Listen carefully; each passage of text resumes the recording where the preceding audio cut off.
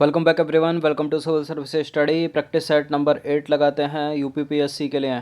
ठीक है, आज डेट हो गई है 30 अक्टूबर 2020 जब ये टेस्ट रिकॉर्ड किया जा रहा है। तो चलिए स्टार्ट करते हैं। इस पूरी की पूरी टेस्ट सीरीज़ की प्लेलिस्ट बना रखी है, उसका लिंक आपको डिस्क्रिप्शन बॉक्स में मिल जाएगा। वहाँ पर आप टेस्ट नंबर 1 से लेकर 8 तक पहुँच सकते हो। क्वेश्चन नंबर 1 पर आ जाइए। हाल ही में लॉन्च की गई मनी MANI ऐप के संदर्भ में निम्नलिखित कथनों पर विचार करना है। पहला स्टेटमेंट है, यह दृष्टिहीन लोगों को मुद्रा नोटों के मूल्य वर्ग की पहचान कराने में मदद करती है और यह ऐप मुद्रा नोट के असली या नकली होने का प्रमाणन भी करती है। यहाँ मनी का कुछ फुल फॉर्म है।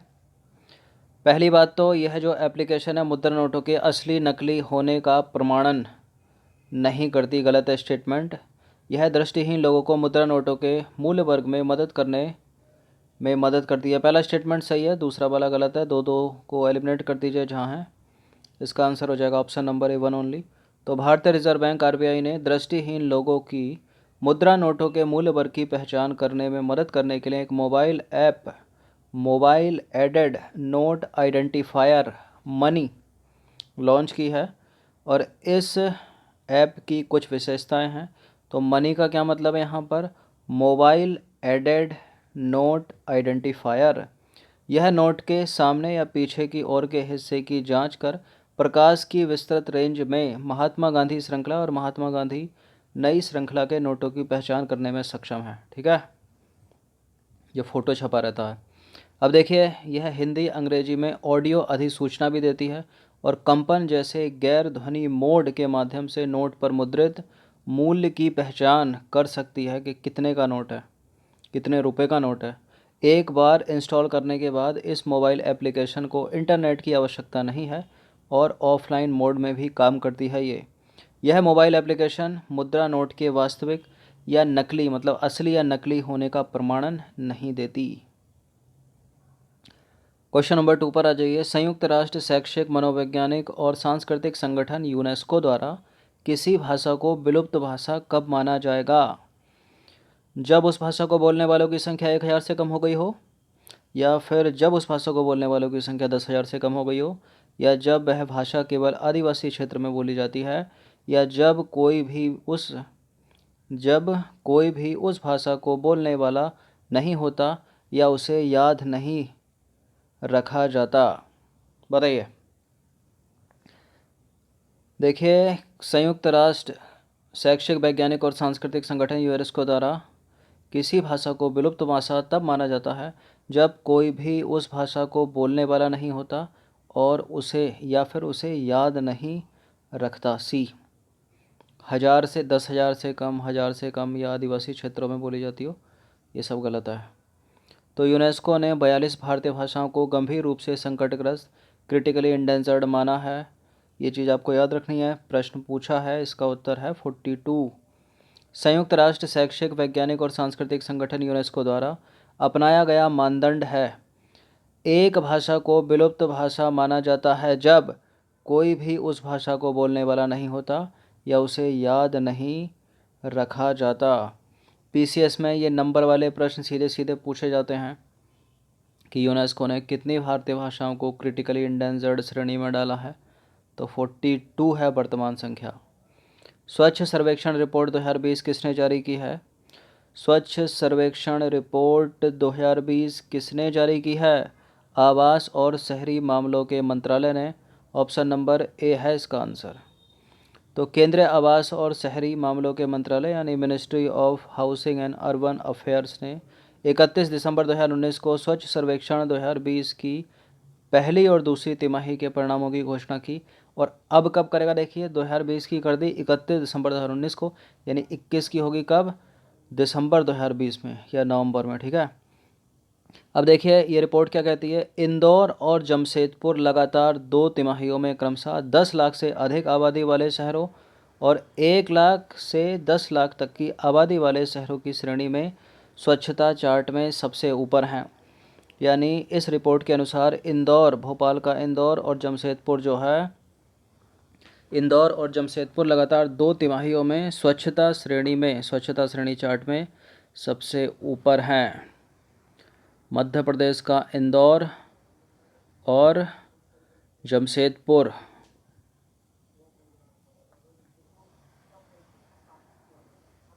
एमपी का इंदौर है और जमशेदपुर कहाँ है? झारखंड। क्वेश्चन नंबर 4 पर आ जाइए। यक्षगान के संदर्भ में निम्नलिखित कथनों पर विचार करना है। यह मुख्य रूप से केरल राज्य में प्रचलित एक लोक नाट्य परंपरा है। यह भक्ति आंदोलन से प्रभावित है। यक्षगान भक्ति आंदोलन से प्रभावित है, करेक्ट है दूसरा स्टेटमेंट। केरल का थोड़ी है यक्षगान, कर्नाटक का है ना, गलत है पहला वाला स्टेटमेंट। तो कर्नाटक के तटीय क्षेत्र में किया जाने वाला यह प्रसिद्ध लोकनाट्य है, पहला स्टेटमेंट जो है वो गलत है, केरल का नहीं है, कर्नाटक का है। यक्ष का शाब्दिक अर्थ है यक्ष के गीत। कर्नाटक में यक्षगान की परंपरा लगभग 800 वर्ष पुरानी मानी जाती है। यक्षगान भक्ति आंदोलन से प्रभावित है, ठीक है। ओस्लो समझौते के संदर्भ में निम्नलिखित में से कौन सा कथन सही है? ओस्लो समझौते के संदर्भ में कौन सा सही है? यह इजराइल और फिलिस्तीनियों के बीच समझौते की एक श्रृंखला है, ठीक है, बी है इसका उत्तर। तो ओस्लो समझौता 1990 के दशक में इजराइल और फिलिस्तीन के बीच हुए समझौतों की एक श्रृंखला है। पहला ओस्लो समझौता वर्ष 1993 में हुआ, जिसके अंतर्गत इजराइल और फिलिस्तीन मुक्ति संगठन ने एक दूसरे को आधिकारिक मान्यता देने तथा हिंसक गतिविधियों को त्यागने पर सहमति प्रकट की थी। इसके पश्चात 2 साल के बाद 1995 में दूसरा ओस्लो समझौता किया गया, जिसमें वेस्ट बैंक के 6 शहरों और लगभग 450 कस्बों से इजराइल सैनिकों की पूर्ण वापसी का प्रावधान शामिल था। तो आपको याद रखना है, ओस्लो समझौता इजराइल और फिलिस्तीनियों के बीच समझौते की एक श्रृंखला है। भारतीय मौसम विभाग द्वारा जारी कलर कोड आधारित मौसम चेतावनी प्रणाली के संदर्भ में निम्नलिखित कथनों पर विचार करना है। जो पीला रंग है वो कई दिनों तक खराब मौसम के रहने का प्रतीक है। हरा रंग दर्शाता है कि कोई भी एडवाइजरी जारी नहीं की गई है, यानी सब कुछ ठीक है, मौसम साफ है, किसी भी आपत्ति की आशंका नहीं है। तो करेक्ट है दोनों के दोनों स्टेटमेंट, सी है इसका आंसर। तो देखिए, मौसम संबंधी विनाशकारी घटनाओं के प्रबंधन में शामिल सरकारी विभागों जैसे कि NDMA national disaster management authority और अन्य हितधारकों के सहयोग से भारत मौसम विज्ञान विभाग, Indian meteorological department colour code का उपयोग करके मौसम संबंधी चेतावनी जो है जारी करता है। इंडियन मेट्रोलॉजिकल डिपार्टमेंट ने दिसंबर 2019 में हिमाचल प्रदेश में भारी बारिश और बर्फबारी के लिए पीले मौसम की चेतावनी जारी की थी, जो हुआ भी था, ठीक है। 2019 में 19 और 20 के प्रारंभ में जो है काफ़ी बर्फबारी हुई थी हिमाचल प्रदेश के शिमला में और मनौली में। अब देखिए, हरा रंग जो है, हरा रंग का मतलब है सब ठीक है, कोई भी एडवाइजरी जारी नहीं की गई है। एक रंग है पीला रंग। पीला रंग दर्शाता है कि सावधान रहिए, मतलब कई दिनों तक अत्यंत खराब मौसम को दर्शाता है ये, और इससे यह भी पता चलता है कि मौसम खराब हो सकता है, जिससे दिन प्रतिदिन की गतिविधियों में व्यवधान आ सकता है। जो ऑरेंज कलर है, ऑरेंज यानी एम्बर कलर है, उसका मतलब है तैयार रहें। ऑरेंज अलर्ट को सड़क और रेल यातायात द्वारा आवागमन में बाधा और बिजली की आपूर्ति में रुकावट के साथ बेहद खराब मौसम की चेतावनी के रूप में जारी किया जाता है। ये क्या छप गया? पीला करेक्ट है। चलिए बात करते हैं रेड की। तो रेड का मतलब है कार्यवाही अपेक्षित है, ठीक है। जब बेहद ख़राब मौसम की स्थिति निश्चित रूप से यात्रा और बिजली के बाधित होने और जान माल के लिए पर्याप्त जोखिम हो तो रेड अलर्ट जारी कर दिया जाता है, ठीक है। ये कुछ कलर हैं और ये पूछे जाते हैं इस तरह का कलर कॉम्बिनेशन। क्वेश्चन नंबर 7 पर आ जाइए। हाल ही में संतुष्ट पोर्टल किस मंत्रालय द्वारा लॉन्च किया गया है? किसने लॉन्च किया है संतुष्ट पोर्टल को और है क्या ये? श्रम एवं रोजगार मंत्रालय ने इसको लॉन्च किया है। इसका आंसर ऑप्शन नंबर सी।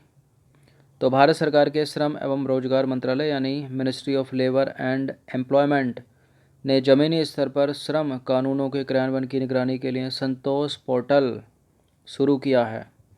इसका उद्देश्य है पारदर्शिता, जवाबदेही, सार्वजनिक सेवाओं का प्रभावी वितरण तथा नीतियों का क्रियान्वयन, निरंतर निगरानी के माध्यम से ज़मीनी स्तर पर श्रम और रोजगार मंत्रालय की योजनाओं को बढ़ावा देना। तो किसने लॉन्च किया संतुष्ट पोर्टल को? श्रम एवं रोजगार मंत्रालय ने, ministry of labour and employment ने। हाल ही में समाचारों में देखा गया, एंगुइला द्वीप कहाँ स्थित है? कहाँ पर स्थित है एंगुइला द्वीप? इंडियन ओशियन में नहीं है, दक्षिण चीन सागर में भी नहीं है, पैसिफिक में नहीं है। यह है नॉर्थ अटलांटिक ओशियन में, नॉर्थ अटलांटिक ओशियन, उत्तरी अटलांटिक महासागर।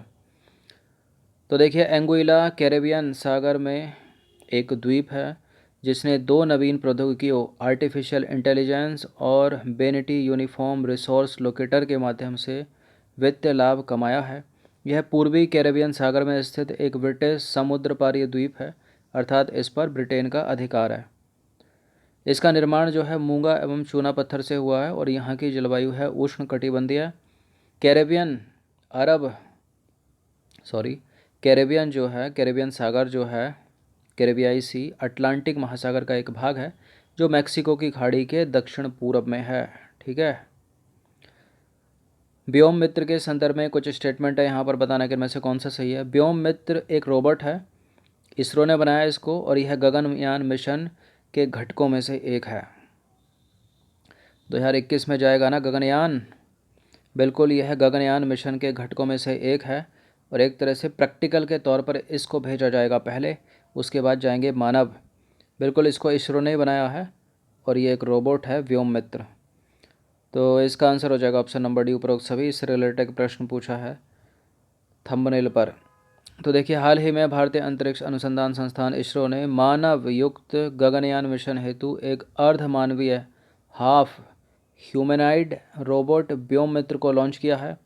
दिसंबर 2021 के अपने बहुप्रत्याशित कार्यक्रम गगनयान मिशन से पहले इसरो प्रायोगिक रूप से, मतलब प्रैक्टिकल रूप से, 2 मानव रहित गगनयान अंतरिक्ष में भेजेगा। मानव रहित गगनयान जो है अंतरिक्ष में भेजेगा और इस रोबोट को, एक महिला रोबोट है व्योम मित्र, इसको उसमें बैठाया जाएगा। ठीक है। देखिए, इसरो इन 2 मानव रहित कार्यक्रमों में चालक दल के सदस्यों के स्थान पर अर्धमानव हाफ ह्यूमैनॉइड व्योम मित्र को अंतरिक्ष में भेजेगा।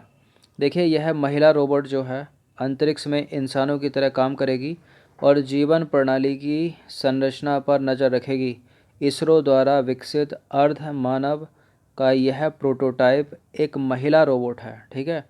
इसे हाफ ह्यूमैनॉइड इसलिए कहा जा रहा है क्योंकि इसके पैर नहीं है, यह सिर्फ आगे और अगल बगल में झुक सकती है। ठीक है। अब देखने का मन तो कर रहा होगा।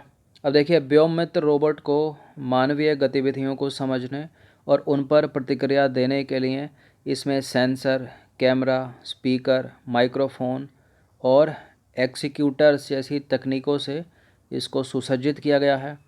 और इसमें लगे कैमरे, स्पीकर और माइक्रोफोन जो है सेंसर से नियंत्रित होंगे। इसमें एक सेंसर लगा है, जिस सेंसर से इसमें लगा कैमरा, स्पीकर और माइक्रोफोन को नियंत्रित किया जाएगा। ये है व्योम मित्र। इसको फिट कर दिया जाएगा और सारी एक्टिविटी जो है ये करेगा, वहाँ पर अंतरिक्ष में करेगी।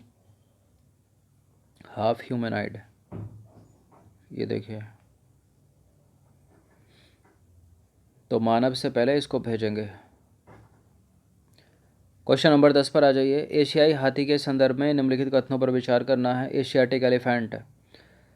तो भारत एशियाई हाथियों की सबसे बड़ी आबादी का प्राकृतिक आवास है।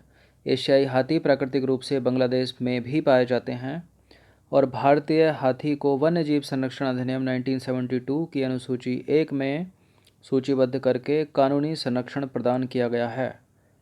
बताइए कौन सा स्टेटमेंट करेक्ट है इसमें। देखिए, कानूनी संरक्षण तो दिया गया है भारतीय एशियाई हाथी को वन्यजीव संरक्षण अधिनियम 1972 की अनुसूची 1 के तहत। तो तीसरा स्टेटमेंट तो करेक्ट हो गया। एशियाई हाथी प्राकृतिक रूप से बांग्लादेश में भी पाए जाते हैं, नेपाल में भी पाए जाते हैं, पाकिस्तान में भी पाए जाते हैं और भारत में तो एशियाई हाथियों की सबसे बड़ी आबादी है। करेक्ट है तीनों के तीनों स्टेटमेंट यहाँ पर। और भारत में सबसे ज़्यादा हाथी अगर राज्य के तौर पर देखा जाए तो कहाँ पर है? कर्नाटक में सबसे ज़्यादा है। कर्नाटक के बाद असम है और असम के बाद है केरल। कुछ 10-12 का अंतर है असम और केरल में, सबसे ज़्यादा कर्नाटक में है। तो भारत एशियाई हाथियों की सबसे बड़ी आबादी का प्राकृतिक आवास है। यह नेपाल, बांग्लादेश, भूटान और म्यांमार में भी पाए जाते हैं। सॉरी, पाकिस्तान में नहीं पाए जाते। नेपाल, बांग्लादेश, भूटान और म्यांमार में पाए जाते हैं। भारत जो है, भारत सरकार ने भारतीय हाथी को राष्ट्रीय धरोहर पशु घोषित किया है। भारतीय हाथी को वन्य जीव संरक्षण अधिनियम 1972 की अनुसूची 1 में सूचीबद्ध करके कानूनी संरक्षण प्रदान किया गया है। ठीक है, तो ये 10 प्रश्न थे यूपीपीसीएस के लिए। अच्छे से इसका रिवीजन, मतलब इनकी प्रैक्टिस कर लीजिएगा और एक बार और पढ़ लेना, फिर रिवीजन भी हो जाएगा। ठीक है, धन्यवाद। देखिए, प्राकृतिक रूप से बात हो रही है। पाकिस्तान में भी पाए जाते हैं, लेकिन यहाँ बात प्राकृतिक रूप से हो रही है। नेपाल में भी प्राकृतिक रूप से हैं, बांग्लादेश में भी, भूटान में भी और म्यांमार में भी। और भारत में तो है इनकी सबसे बड़ी आबादी।